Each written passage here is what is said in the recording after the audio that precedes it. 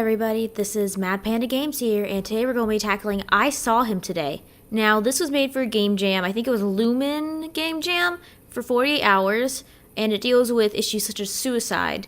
So let's get started, guys. Okay.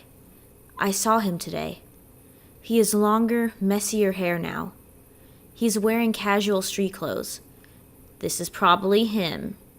Or this is us, whoever. They don't look completely new, but they're definitely not old and worn. Okay, what's that supposed to mean? There's a look of boredness on his face. He doesn't want to be on the subway much longer. He's glued to his phone, absent-mindedly flicking through apps, notifications, something. Is he talking to someone? Who? I don't know. The subway comes to a halt as we reach the next station. More people pile on. Okay? So it must be this person. He doesn't look my direction. I'm thankful. I wouldn't know what to say. Instead, I just stand there with my mouth hanging open, staring at him like a stalker. Okay? Okay? It's been years. Since what? A few long, long years since I last saw him. Oh, we must have been friends! Oh yeah, we were! We were best friends in elementary school. He was like an older brother to me, even though he was only a few months older. He was the type of friend who had an extra toothbrush and blankets for me at his house, and the same for him at mine. Man, I wish I had a friend like that back when I was younger. I was always so lonely, I didn't have a lot of friends. It sounds almost cliched, but we would really spend almost every day together. I didn't have many friends, being the new kid in school. But when I arrived, he welcomed me with open arms. We lived only a couple of blocks from each other. It was perfect. When it was hot, we'd watch TV and play video games. When it was cool, we'd ride our bikes to the park. It was simple back then. Okay? So what happened? Things started getting more complicated towards the end of middle school. We only had a couple of classes together then. We would eat lunch together when we could, but more and more often he would go straight home. Sometimes he had homework. Sometimes he had a cold. Sometimes he just wanted to go home alone. But what about me? What about us and stuff? I was in middle school. I didn't have to deal with bills or work hours or doctor visits, but I did have to worry about him. We would go a couple weeks at a time without saying much to each other, and then he'd spring back one day and act like we were inseparable. This sounds really kind of emotionally abusive. I'd be late for class some days just trying to talk to him for a bit longer, but he was usually uninterested. Oh. He would test me, trying to see how long I could go before crawling back. Yeah, this is emotionally and psychologically abusive. This is a bad relationship. It worried me. Had I done something wrong? No, you didn't do a single thing wrong. It's all your friend's fault. Had I made him mad? If he's treating you like this, it's not your fault. Had I insulted him? Had I pushed him away? Of course I hadn't. As my anxiety increased over the following months, I tried even harder to spend time with him. Oh no. If he went home alone, I would go over later to see if he wanted to hang out. If he had a later lunch, I would be late going back to class and sit with him. It was always me trying to make more time with him, not the other way around. Oh, this isn't good at all. I would try to show him stuff to impress him, to show him I was worth being a friend to, like my good grades or awards or just anything. He used to love showing me his accomplishments, but he always turned his head and would go back to ignoring me. This is how life went on for the rest of middle school and into high school. We would be inseparable one month and distant the next. Every time I always thought it was my fault. Every single time. It was not your fault at all. It was never your fault. We come to another stop. Some people get off the subway. Some people get on. Okay? He doesn't move. I don't know what stop he's waiting for. My only stop is a few more ahead. But I'm not sure if I'll be getting off on that stop. It looks like he hasn't changed a bit. Physically, yes. He's now an inch or two taller than me. The tips of his hair are dyed, but his roots are showing. The little acne he had in high school is gone. But mentally, I don't think he could ever change. He's turning out to be a bad guy. Halfway through high school, I had to move. Dad found a better paying job a few hours away in a place cheaper to live. It was a natural move. Aw, man, this is turning out bad. I wasn't worried about the new school, or the move, or the lack of friends. I was worried about him. How was he going to take it? Would I lose contact with him? Would we be able to stay friends? I almost made myself sick waiting for the right time to tell him. I invited him over to stay the night. We played video games and procrastinated doing homework and then ate dinner. Afterwards, I told him. What about me? My parents said it was a natural response. He's still a kid after all. Of course he'd think about himself first. And I believed them. Mostly. This guy's manipulative. I didn't want to move. I didn't want to leave him behind. I didn't want to feel guilty about leaving him behind. Oh no. I left that summer in the dead, dry heat. He didn't come back over. I texted him at least 100 times before I left, just trying to talk to him even for a bit. Sometimes he'd respond with a short answer. Sometimes he wouldn't respond at all. In hindsight, the move saved me a lot of stress. I was so busy packing, unpacking, and getting ready for my new school that I just didn't have the time to worry about him not answering. It was in the back of my mind, sure, but I was so busy that I was able to convince myself that he'd respond eventually. And naturally, he did. A couple times. He texted me first a few times, nothing major, just some small talk. Just enough for him to stay relevant. Going to another new school in the middle of high school wasn't as hard as I thought it would be, at least for me. I tried out for the baseball team and made the cut. I quickly made a new set of friends, more than I had at my old school. I even went to homecoming with some new friends, something I never would have done before. Then maybe this is for the better. I was happy. I was moving on. He couldn't have that. Oh no. This guy. We reach another stop. Downtown is up ahead, so more people pile on. But we can still see him. Can he not see us? The tracks screech and the subway lurches forward as we continue on. Should I get off on his stop? Should I approach him? What would I say to him? Thanks for trying to ruin my life? Maybe it'd be better to let him go. Yeah, maybe it would be better to let him go. I don't like remembering that year. The year he died. What? I was situated into school nicely. I was starting my second semester there, so it was winter. It was a colder, drearier winter than I was used to back in my own school. It snowed every week, something I wasn't used to. The first time it snowed there, which was about 2 feet, I sent a picture to him.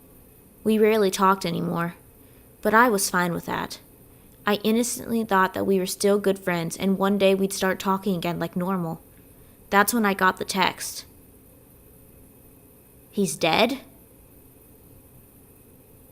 He's dead. It says it on the phone. He's dead. It was a long-winded text from a friend at the old school. He had overdosed, trying to kill himself. He was in coma. He was going to die. And it was my fault. What? What?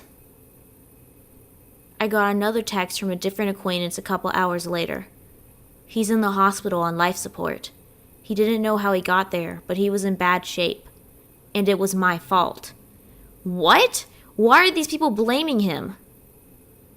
Over the course of the night and the next few days, it seemed like the whole school found my social media and/or phone number and were messaging me. He cut himself trying to off himself. He drove his truck into a tree on purpose. He jumped off a bridge because he didn't want to live anymore. The details were all jumbled up. It was hard to tell what was real and what people had made up when they heard the words suicide attempt. But one fact remained. He was in the hospital and badly hurt. The ringing never stopped. Every time I went online or looked at my phone, I had another notification. Everyone wanted to know why. What happened to make him do that? What was he thinking? Why had I pushed him to it? But we didn't do anything. I didn't know why. I never could have realized why. The assumption was that he had always been depressed, and me moving away and ignoring him had been too much. What? I believed it. It was the other way around. I fully, truly, absolutely believed it. You cannot blame yourself for the actions that he did. It was my fault. Who else's could it have been? I had never known what depression really was until then. It was, by far, the lowest point of my life. The months following, I ran myself ragged with guilt. I felt worthless. He was released from the hospital soon after being admitted. I don't know how long he spent there. Everyone told me different times. Some said he woke up a few hours after arriving and was released the next day. Others said he spent weeks in care. Whenever he was asked why, he said the same sob story. He left me. He hurt me. So he's blaming us? Of course, that's not what it was at all. I was young and naive. At first glance, he was just a selfish, depressed kid. But as I grew older, I realized the truth. He was a user. He thrived off of attention and people giving it to him, but he went about getting it in abusive, manipulative ways. He was always seeing how far I could go before I needed him again, how long I could go after being ignored by him. He never cared about what I could do. He only wanted me to be impressed by what he could do.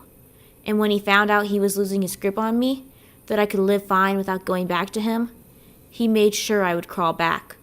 I can't imagine what state of mind he was in to fully believe hurting himself that much was worth it. When I look back at it all, I realize how perfect a target I was. I was the new kid at school, and I was so young, so impressionable. I had a hard time fitting in and making friends. That's where he came in. He helped me through it, helped show me around, helped me get used to this new place. At that time, I really liked to think that he didn't have any ill intentions, that he was just a kid and saw another kid struggling and wanted to help. But he got a taste of being the center of attention and wouldn't let it go.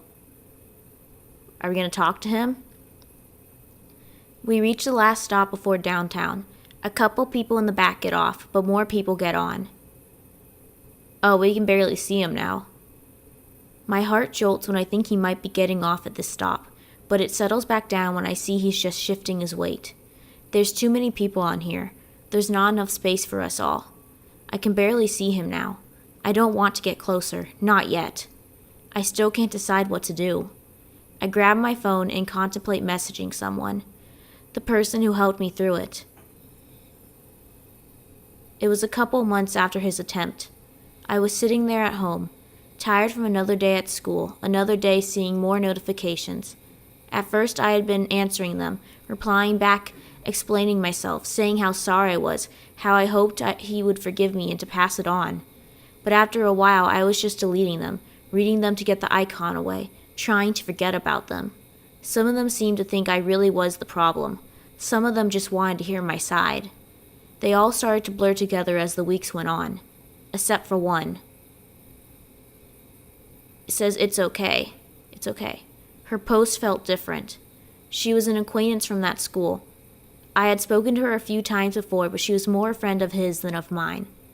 She wanted to know more about what had happened, and said she was a friend of his. But she also asked how I was doing, if I was okay. I was tired, so I thought it would go like the rest of the conversations. "Wow, that sucks," or "You two should talk it out," or "I'm sorry about that." But it didn't. After I explained it to her, I could imagine her almost laughing, not at me, but more as a confirmation. That sounds just like him. She took over talking and started telling me all about what she'd seen, how he tried to pull the same thing on her. He loved being the center of attention, but he couldn't do much. Rather than try out for different sports teams or clubs, he kept to his small group of friends and wanted praise for nothing. For her, there was less of an escape, but it was also easier to deal with him. She just talked to him every so often and acted like she cared. We stayed up the rest of the night just talking, making each other laugh by sharing stories. I told her about the time when we got lost in the woods and the sun was starting to set. It had been scary at the time, but it was funny now. And I'm studying to be a doctor now, but I still maintain that that night, where I laughed longer than I had in months, was more cathartic than a lot of medicine out there. Okay. The subway slows down as we approach downtown. Almost everyone on board gets ready to disembark. He looks towards the doors. This is his stop. It's been years. If I let him go, will I ever see him again? Will I ever want to see him again? Will I be able to walk away guilt-free? Will I be laying awake tonight, angry that I didn't stop him? What could I say to him? What would I want to say to him? So what do? The doors open. Is that the end? Oh, we never find out what happens. Man, that was really good. For something that was made in 48 hours, that was really well thought out. The art was nice. The plot was nice. It was a very interesting twist on the whole thing because it really deals with something that's not talked about much. It's like people who are blamed for someone else's actions, how they react. And I don't think it was his fault. I think that relationship was emotionally abusive. And we never find out exactly what the guy who did this, what his thought process was. We only heard from the people around him. That's something to delve into. Well, I guess I'm done. It was a very good game. So good job, publishers and developers and everyone who worked on this. Very good job. So this is MadPanda signing out. If you like my content and you want to see more content like this, please remember to leave a like, comment, and subscribe. And don't forget to hit that bell for notifications. Once again, this is MadPanda signing out. See you later, guys.